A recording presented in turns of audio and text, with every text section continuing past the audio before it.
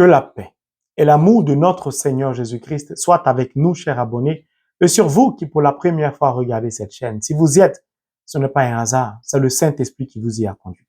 Si donc vous aimez la parole de Dieu comme moi, merci de vous abonner. N'oubliez pas d'appuyer sur le pouce levé, surtout de partager cet enseignement afin de contribuer à répandre la parole de Dieu qui est lumière dans le monde entier. Que Dieu vous bénisse.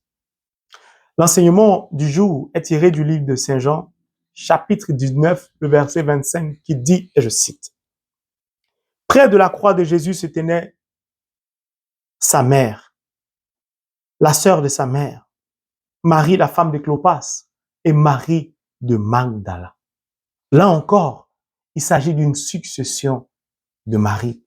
Que Dieu vous bénisse.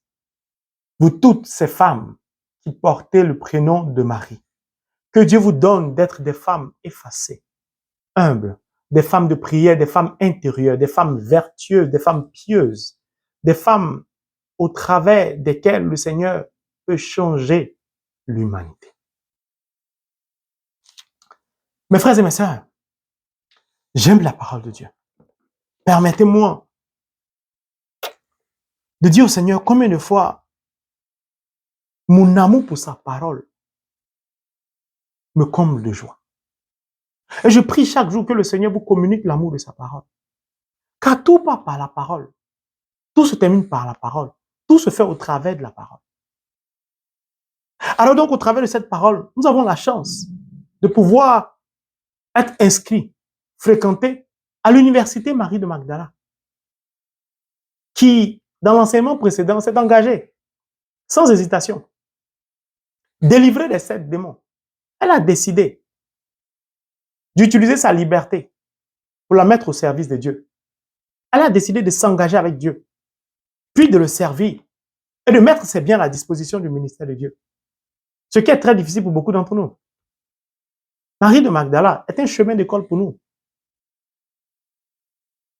Alors, de quoi nous parle le texte d'aujourd'hui? Si vous permettez, le Seigneur, il vous dit, j'aime la parole de Dieu.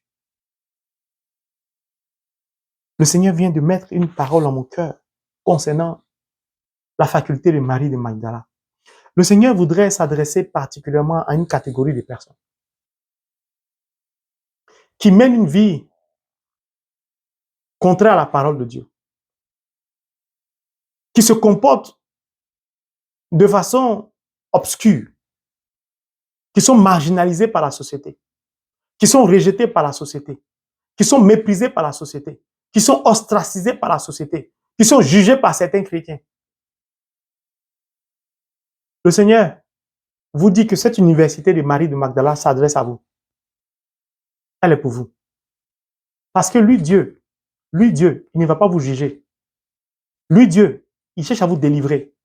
Mieux, il veut faire de vous des instruments de conversion, des symboles de son amour. Il veut vous utiliser comme instrument pour délivrer les autres.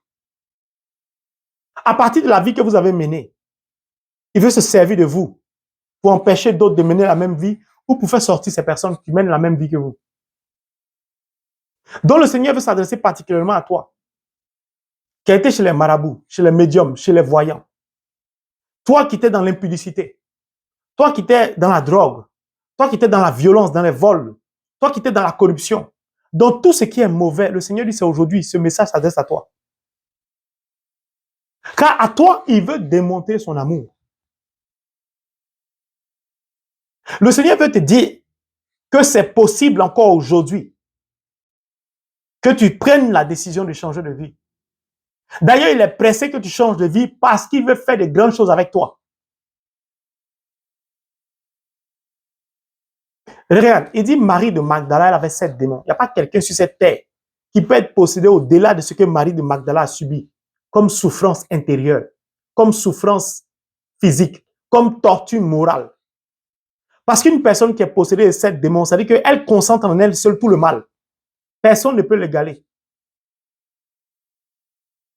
Je recommence. Personne ne peut égaler une personne qui était possédée de 7 démons. Il n'y a pas quelqu'un qui peut être plus que ça. Donc, Dieu l'a choisi, Marie de Magdala, en la délivrant pour dire à toutes ces personnes Qu'il n'est jamais trop tard, je vous attends. Alors mon frère, ma soeur, ne te gêne pas.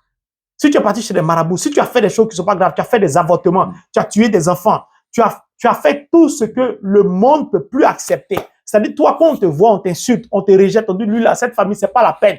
C'est toi que le Seigneur, justement, veut là. C'est toi qui l'attends.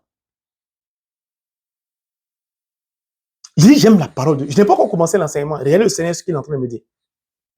Ça veut dire que le Seigneur voit combien de fois beaucoup de personnes sont jugées, sont banalisées, sont rejetées, sont maltraitées, sont insultées à cause de leur mode de vie. Qui vous a dit que Dieu crée des personnes mauvaises? Dieu crée des bonnes personnes. Mais ces personnes-là, peut-être malheureusement par méconnaissance, opèrent des mauvais choix, mènent une mauvaise vie. Mais ça ne veut pas dire qu'elles sont mauvaises. Et ces personnes-là sont rejetées par la société, sont catégorisées. D'autres même sont considérés comme s'ils ont la peste, la gale. On ne doit pas les approcher. C'est pourquoi l'exemple de Marie de Magdala vient rappeler à la société que ceux qui ont les oreilles entendent ce que l'Esprit dit aux oreilles.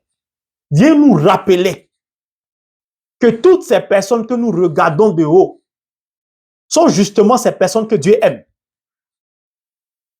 Parce qu'il se sert d'eux pour bâtir une université, une faculté de théologie. C'est l'exemple de Marie de Magdala. Donc mon frère, ma soeur, prends la décision aujourd'hui de sortir de ta vie. Il t'attend.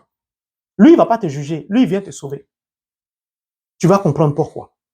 Je dis, j'aime le Seigneur. Je ne cesserai jamais de dire combien de fois le Seigneur nous aime. Dieu nous aime. Dieu nous aime. Le cœur de l'homme est trop méchant. Trop méchant sur.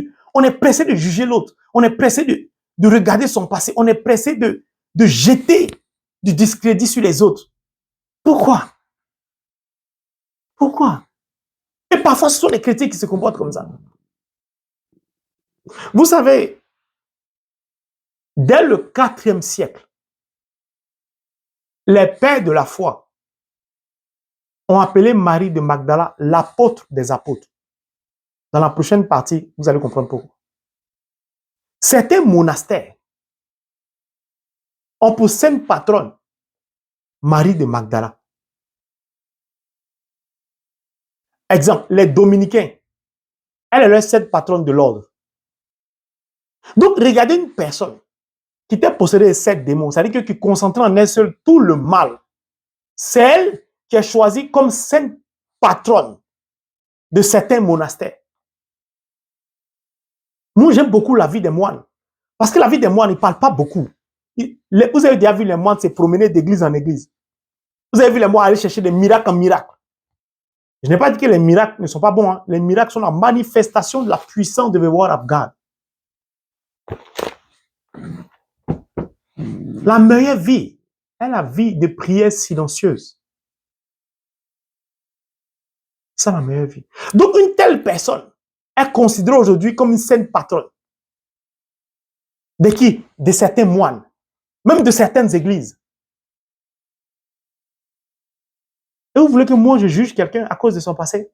Parce qu'elle a fait tel avortement, tel homme d'avortement, parce qu'elle mentait avant, parce qu'elle se droguait avant, parce qu'elle était violente ou il était violent. C'est qu'elle n'a pas compris la spiritualité.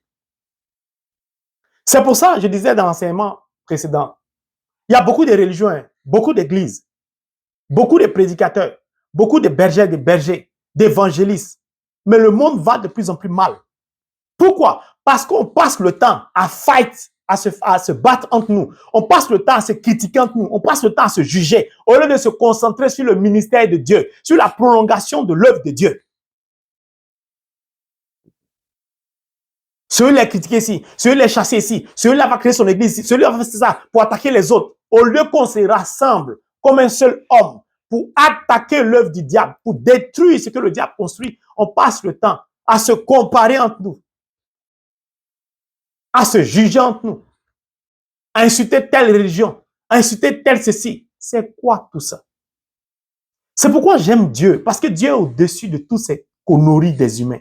Je vous ai toujours dit, tout ce qui vient de l'humain produit rien de bon. Même si ça produit quelque chose de bon, il y a toujours un revers. Il y a toujours un revers. Sinon, Holy Bible, the Word of God, c'est ce que tout le monde utilise. Dans le monde d'aujourd'hui, Est-ce qu'on pouvait choisir, est-ce qu'on pouvait accepter Marie de Magdala comme un membre de l'église, quelqu'un qui peut donner la communion ou quelqu'un qui peut prêcher? Et regardez mon celle-là, cette démon, ça veut dire qu'elle se prostituait, ça veut dire qu'elle faisait ceci, celle-là. Regardez simplement même. Quand vous partez à l'église parfois, s'il y a un laïc qui donne la communion, il y a un prêtre qui donne la communion, vous voyez beaucoup de personnes quitter le rang où il y a un laïc, c'est-à-dire quelqu'un qui est habillé en civil, qui donne la communion. Un certain nombre de personnes vont préférer aller prendre la communion de la main du prêtre. Comme si ce laïc-là, c'est lui qui faisait la communion. Mais c'est la communion qui est importante, ce n'est pas celui qui donne la communion. Tout ça, on a besoin d'être enseigné. C'est pour ça que j'aime la parole de Dieu. C'est pour ça que je vous invite à lire The Word of God, mes frères et mes sœurs. Si vous vous attachez à la parole de Dieu va vous élever à un niveau spirituel qui va vous permettre de comprendre ce que d'autres personnes ne peuvent pas comprendre.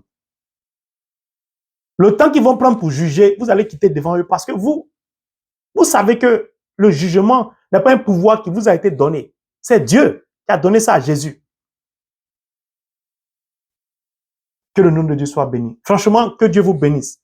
Vous qui avez une vie qui ne plaisait pas à Dieu, qui avez accepté, ou qui prenez la décision aujourd'hui de venir au Seigneur, franchement, que Dieu vous bénisse. Que Dieu vous donne de voir sa main puissante se manifester dans votre vie. Si la société vous a rejeté, ce n'est pas grave. Venez sur cette chaîne. Nous, on forme une famille chrétienne. On ne juge personne. On ne rejette personne. Quand moi, je parle à ceux qui m'appellent, je leur dis toujours, quand ils commencent à m'expliquer leur passé, quand ils ont fini, je ne vais jamais porter une critique sur leur passé. Je vais leur dire, ou je leur dis, pour ceux qui m'appellent, avec qui je parle, ils savent. Je dis, votre passé, ce n'est pas ça qui est grave. C'est la décision que vous prenez aujourd'hui. C'est ça qui est important. Sinon, votre passé est fini. C'est déjà fait, vous allez faire quoi? Vous ne pouvez pas revenir là-dessus. Donc, regardez devant. Ça dit l'avenir. Le passé est passé. Vous allez comprendre. Il y a les enseignements à venir. Alors, le Seigneur veut nous dire quoi aujourd'hui de la parole, au travers de sa parole? Amis, qui est près de la croix, auprès de la croix de Jésus, se trouvait Marie de Magdala. Si Marie de Magdala se trouve près de la croix, ce qui veut dire que Marie de Magdala a suivi Jésus depuis la Galilée, de ville en ville, de village en village. Partout où il passait, elle était avec lui, jusqu'à sa crucifixion sur la croix. Qu'est-ce que le Seigneur veut nous dire au travers de ce passage biblique? Le Seigneur veut nous dire simplement que Marie de Magdala lui a été fidèle depuis sa délivrance, depuis son choix de s'engager, depuis son oui, elle lui est restée fidèle. Elle n'est pas allée à gauche, elle n'est pas allée à droite. Elle ne s'est pas promenée à gauche, elle ne s'est pas promenée à droite. Elle n'est pas allée d'église en église. Elle est restée fidèle à son maître, à Rabouni, au Christ. Si donc elle lui est restée fidèle, la fidélité est donc une qualité spirituelle qui nous donne d'avoir part à la vie éternelle.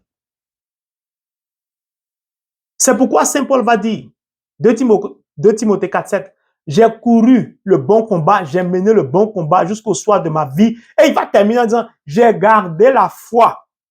Ça veut dire que j'ai été fidèle. Donc je sais que j'aurai pas la couronne de gloire. La fidélité à Jésus, c'est ce qui nous donne le salut. Je recommence. La fidélité à Jésus, la fidélité à the word of God, c'est ce qui nous donne et nous conduit au salut.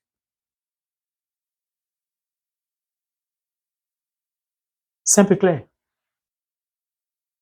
Mon frère, ma soeur, tu dois comprendre ça.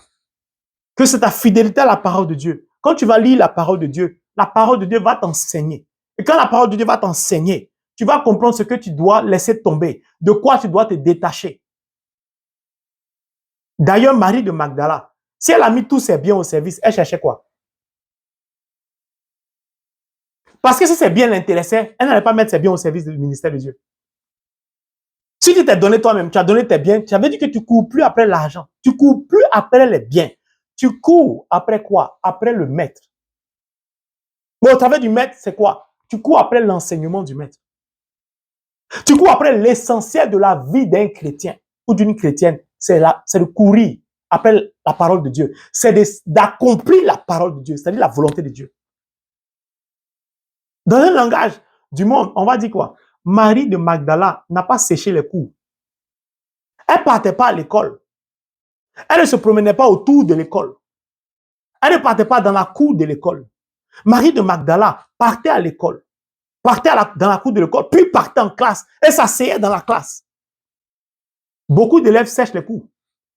Vont à l'école, vont pas en classe. Se promènent autour de l'école ou de la classe, mais n'y entrent pas. Elle y est entrée. Elle s'est assise et elle s'est abreuvée de le Word of God, des enseignements du Maître. Pourquoi? Parce qu'elle voulait être formée. Elle voulait être enseignée. Elle voulait mettre dorénavant à la disposition de Dieu tout son être. Servir Dieu.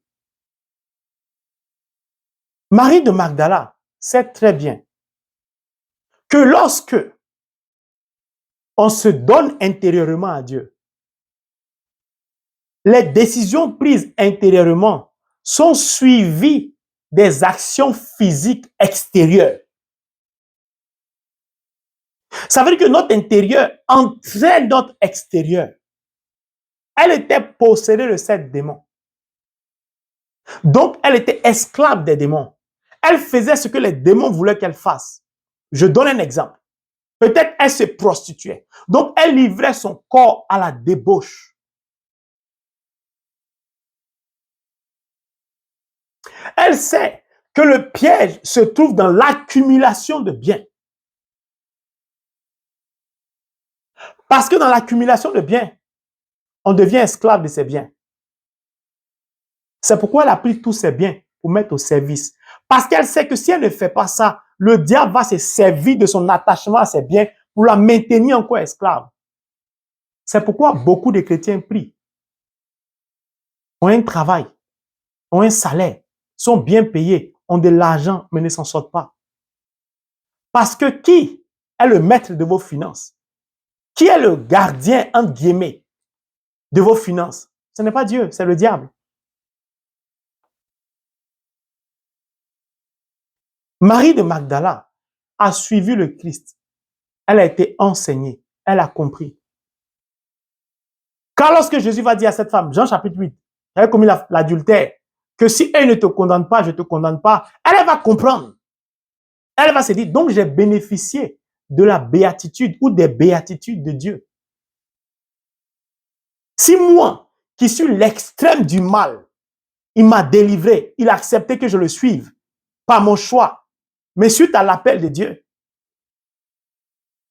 Mais le Christ ne peut pas condamner une femme qui a commis l'adultère. Parce que moi, je suis pire qu'elle. Alors, elle va comprendre que la meilleure vie, c'est de servir Dieu. C'est tout. La fidélité est ce qui fatigue beaucoup de chrétiens aujourd'hui. Le diable attend les chrétiens toujours à l'usure parce que beaucoup de chrétiens ne tiennent pas dans le temps. Beaucoup de chrétiens finissent toujours par perdre la foi quand ça dure, quand les difficultés durent, quand la souffrance dure.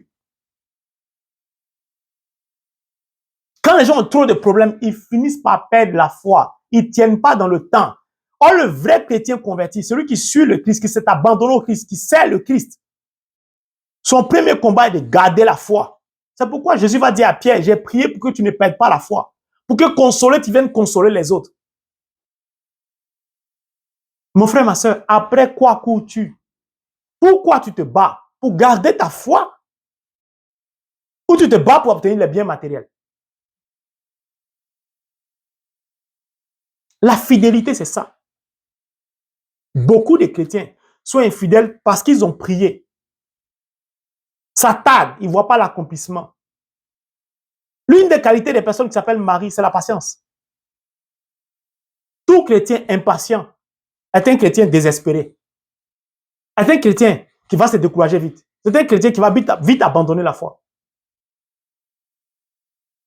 Je prie, je ne vois pas de résultats. Je prie, mais rien ne s'accomplit. On est impatient avec Dieu. Tu pries, tu demandes une voiture à Dieu. S'il ne t'accorde pas la voiture, parce qu'il sait que s'il te donne la voiture maintenant, dans 1 mois, tu vas faire un accident. Et Dieu attend dans 3 mois. Mais comme tu es impatient, tu es fatigué, tu abandonnes. Tu es pressé pourquoi? La fidélité est ce qui nous conduit au salut.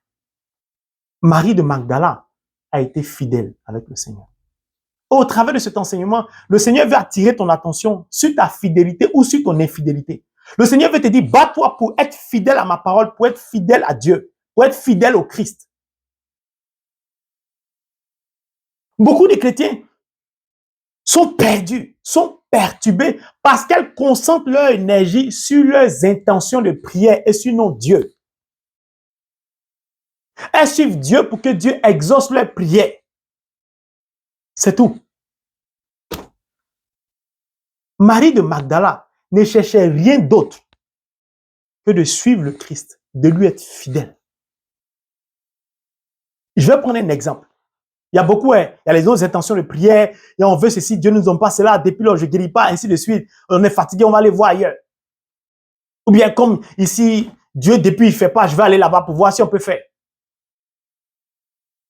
Je vais prendre un exemple, que vous puissiez comprendre l'importance de la fidélité.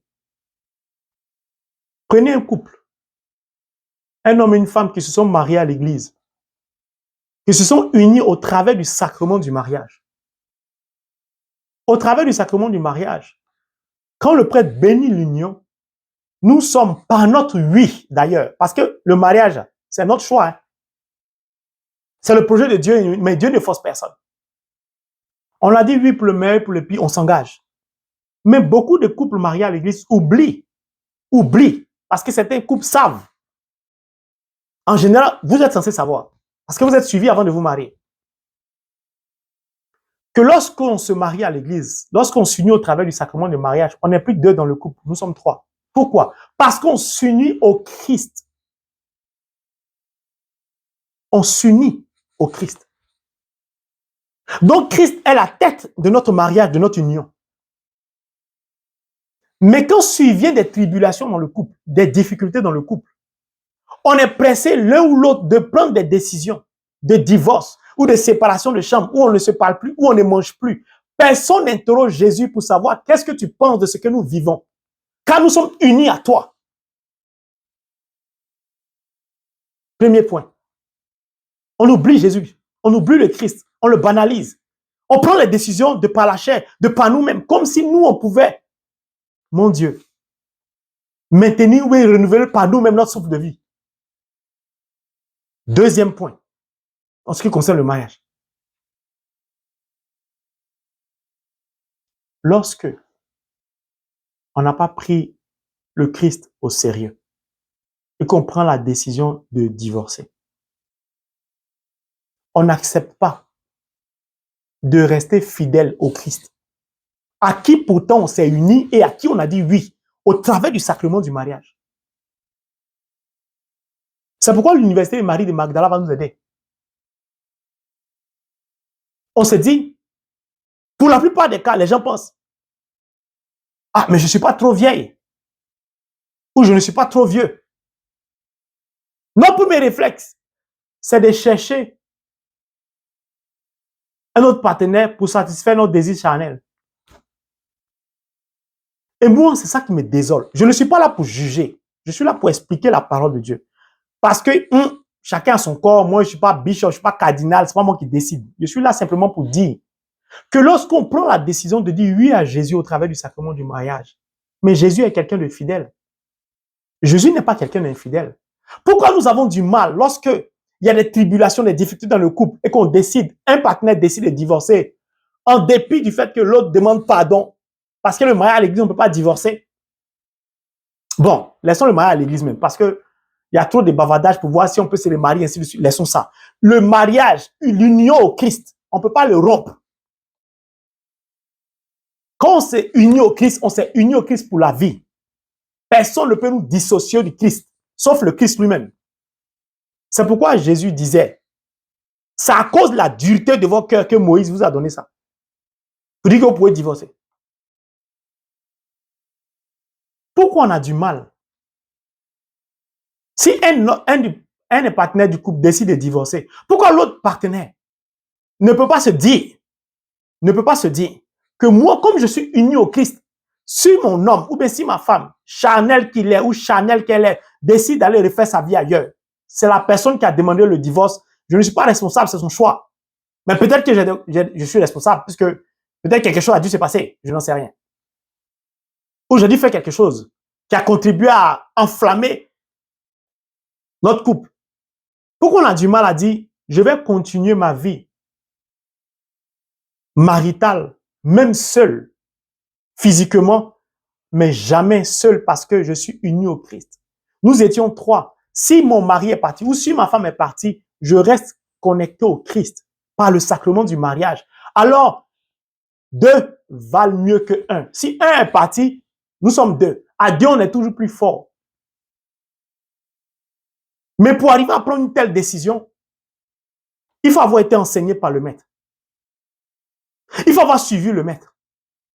Il faut avoir conformé sa vie à la parole du maître. Il faut avoir abandonné tous ses biens au maître. Parce que Marie de Magdala, elle sait l'importance de la prière intérieure. Elle sait la souffrance de la chair qui est soumise à la loi charnelle. Puisque 7 démons l'ont possédée, il n'y a pas quelqu'un qui peut lui parler des démons plus qu'elle. Aucun homme ne pouvait délivrer Marie de Magdala si c'était Jésus. Si ce n'est Jésus. Si ce n'était le Christ. 7 démons, 7 démons, toi tu peux chasser 7 démons. Tu vas passer où? Tu as quel pouvoir? Seul le pouvoir de Dieu. Si ce pouvoir nous est donné par Dieu, on peut l'exercer pour chasser les démons. Sinon, personne ne pouvait chasser 7 démons. 7 démons, tout le mal du monde entier en toi seul. Ce n'était pas possible. Donc, pourquoi avons-nous du mal à être fidèles au Christ? Au travers de nos sacrements du mariage. Elle est partie, oui, elle est partie. Mais laisse-le partir. Mais toi, continue ta vie spirituelle. Continue à t'attacher au Christ.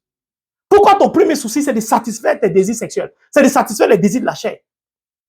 Ça veut dire que tu as encore une partie de toi, encore au niveau charnel. Et une partie au niveau spirituel. Regardez la vie de Padre Pio. Il souffrait. C'est même percé le sang, il portait des gants, il souffrait. Pourtant, lui, c'était un prêtre. Il n'était pas marié à quelqu'un, il était uni au Christ. Mais regardez ce que son union au Christ lui a donné de vivre. Allez-y lire les livres si Padre Pio, documentez-vous. Moi, j'ai lu les livres si Padre Pio. Padre Pio souffrait. Il souffrait trop, son sang coulait. Il souffrait, les démons se battaient, le frappaient. Souvent, il saignait. Pourtant, il menait un combat spirituel, mais physiquement, il saignait. Les démons le frappaient. Il avait la victoire, mais il saignait. Et toi, tu penses que tu vas t'unir au Christ au travers du sacrement du mariage. Et s'il y a un problème, toi, tu penses que c'est fini. Ça veut dire que tu n'avais pas compris le sens du sacrement du mariage. Ça veut dire que tu n'avais pas compris que tu as dit oui volontairement à Jésus en disant oui, je le veux, pour le meilleur et pour le pire. C'est ça le problème de beaucoup de chrétiens, l'infidélité. J'ai demandé ça à Dieu comme ça tarde. Je suis fatigué. Mes frères et mes sœurs, le Seigneur nous invite à la fidélité. La fidélité, c'est ce qui va nous sauver. C'est pas parce que tu vas te plaindre. Ah Seigneur, ça fait tel nombre de mois, tel nombre d'années, je vois rien. Ah Seigneur, je suis fatigué. Ah Seigneur, ceci. Ah Seigneur, cela. C'est pas parce que tu vas répéter ça tous les jours que tu vas forcer la main de Dieu à faire pour toi ce qu'il a prévu de faire. Personne sur cette terre ne peut forcer la main de Dieu, mon frère, ma soeur. Je dis, personne ne peut forcer la main de Dieu. Tu vas beau te lamenter, tu vas beau crier, tu vas beau pleurer, ça ne va pas changer ce que Dieu a prévu de faire pour toi, car Dieu sait ce qui est beau pour toi et il connaît le bon timing. Si tu le suis, tu lui es fidèle, c'est que tu sais qu'il est ton berger, c'est lui qui va te conduire sur de verts pâturages. Mon frère, ma soeur, il est temps que tu marques une pause et tu regardes véritablement ta vie. Est-ce que tu es fidèle au Christ, au vrai sens du terme? Car j'ai mal de voir beaucoup de chrétiens souffrir. Beaucoup de chrétiens sont dans des difficultés, vous ne pouvez pas imaginer. Et ça fait mal. Évertuons-nous à être fidèles. Que le Saint-Esprit nous donne de pouvoir nous attacher à the Word of God, de pouvoir nous attacher au Christ, de lui être fidèle pour parvenir à la vie éternelle qui commence sur cette terre, puis s'achève au ciel. In the name of Jesus. Amen.